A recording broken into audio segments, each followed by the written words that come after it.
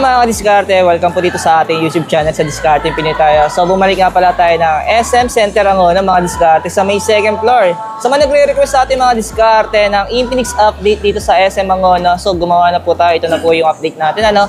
Then tulad ng dati, yung pinaka-contact info ng store nila. So ilalagay ko na lang po sa screen o sa description the rest. Kung may tanong po kayo, pwede po kayo mag-direct kay Sir Russell. Ano mga diskarte, no? Siya po yung magsasagot sa mga inquiry niya. And then, dito lang sila matatagpuan mga diskarte second floor sa may cyber. So, makikita nyo naman po agad dito yung Infinix KO Store, ano? Then, tulad ng dati mga diskarte sa hindi pa nakasubscribe, mag-subscribe na po kayo para lagi po kayong updated sa mga video yung ina-upload natin. Sa mga diskarte, tara, sisimulan natin to.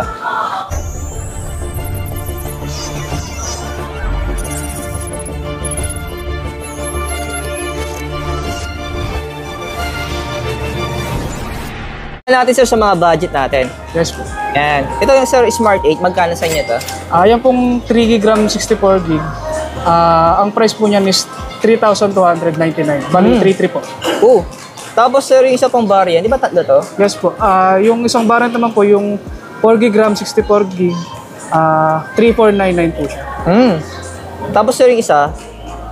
Yung ano naman po, yung 4GB RAM 128GB po. 3799. 3799. Ayan, diskarte na.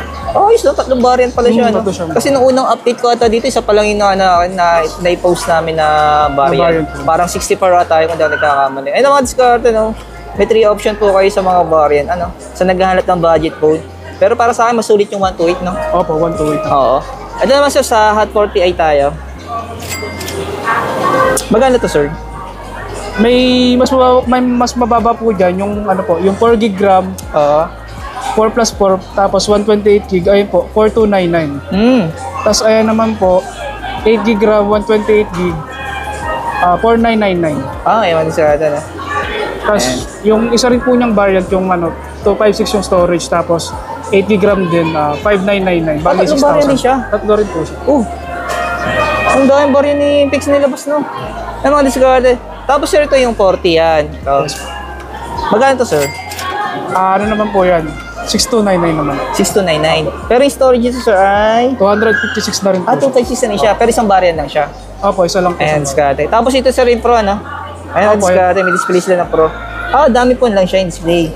Pero magkano sir yung presyo? Ito na yan. Ayun na po, 7,499. Tumaas nga yung presyo niya, ano? Nag-increase po siya kasi dati siyang 6,999 ngayon. Ito mga diskarte, nagkaroon siya ng additional na 500, ano? Tama ba? Ayan.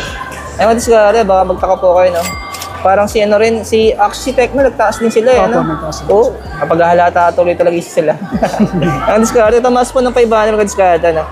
Ito rin yung pinaka-price update nila ngayon, 7,499, ano? Pero sulit ito mga diskarte, ha?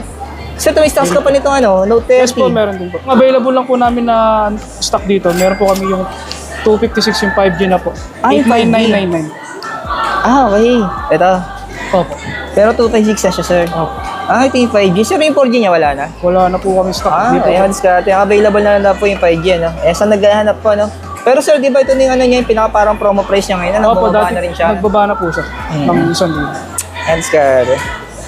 Sa recap nga natin ulit dito yung mga installment na meron kayo. Meron po kami rito credit card sa home credit.